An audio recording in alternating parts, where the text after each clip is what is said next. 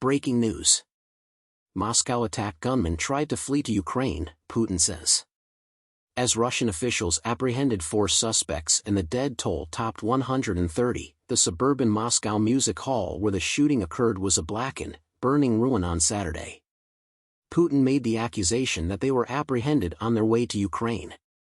The assault on Friday at Krasnogorsk's Crocus City Hall took place on Friday, and the Islamic State group's Afghanistan affiliate claimed credit. Kyiv vehemently denied any connection in the attack. Kyiv accused Putin and other Russian officials of insinuating a connection between the attack and Ukraine in order to fuel support for Russia's ongoing conflict in Ukraine, which has now entered its 3rd year, even though Putin refrained from mentioning IS in his national address. U.S. intelligence agencies verified the IS affiliate's assertion. The entire blame for this attack rests with ISIS. National Security Council spokesman Adrian Watson stated that there was absolutely no involvement from Ukraine. Watson claimed that in early March, the United States warned Russian citizens of a potential terrorist assault and exchanged intelligence with Russia regarding the plot. Besides injuring over 100, the assault resulted in the detention of 11 individuals, according to Putin.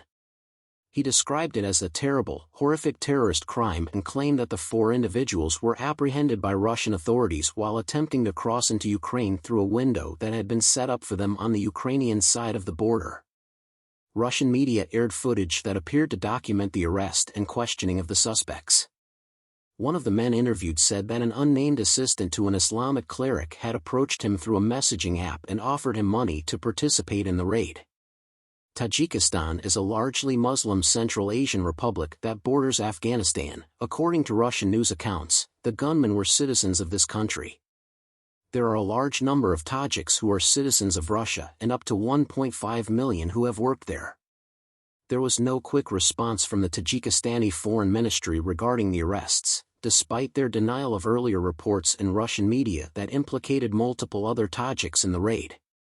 Putin seemed to dismiss the concept, stating that no force would be able to sow the toxic seeds of dissension, panic or disintegration in our multi-ethnic society, amid calls from Russian hardliners for a crackdown on Tajik migrants.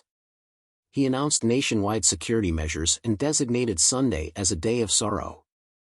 With 133 casualties, it was the bloodiest attack in Russia in recent memory. More casualties may be on the way, according to authorities.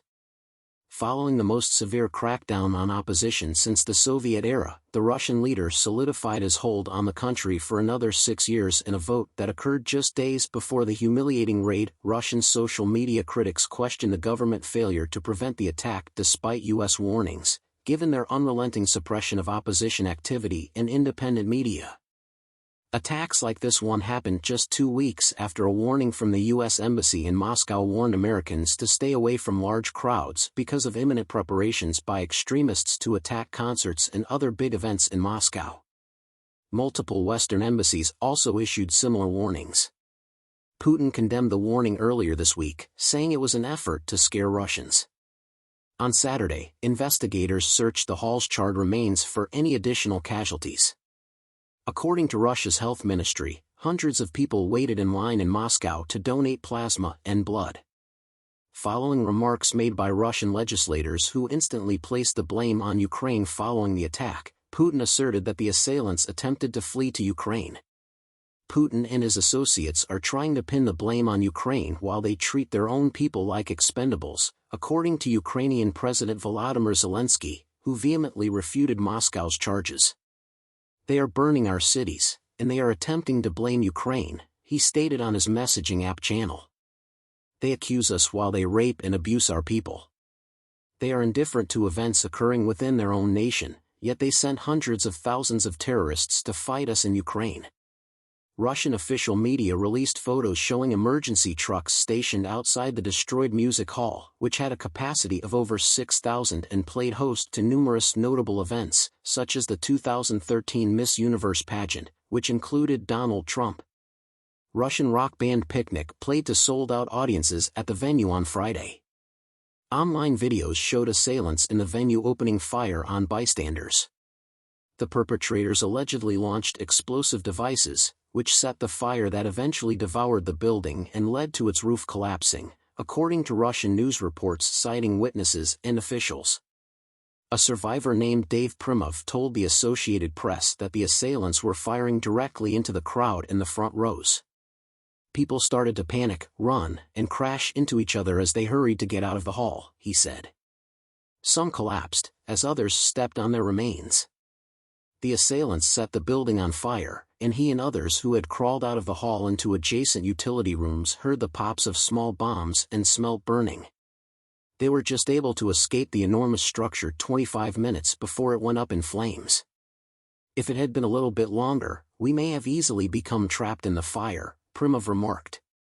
Global messages of condemnation, horror, and solidarity with the victims and their families came pouring in. U.S. condemnation of the attack and recognition of the Islamic State as a common terrorist adversary that must be opposed worldwide were both expressed by White House Press Secretary Karine Jean-Pierre in a statement. Russia has long been a target of Islamic State, which suffered significant losses following Russia's military intervention in Syria. The Afghan branch of Islamic State claimed responsibility for the attack on a huge assembly of Christians in Krasnogorsk in a statement released by the Amaq news agency. On Saturday, the organization released a new statement on Amaq in which they claimed that 4 individuals armed with automatic weapons, a pistol, knives, and firebombs were responsible for the attack.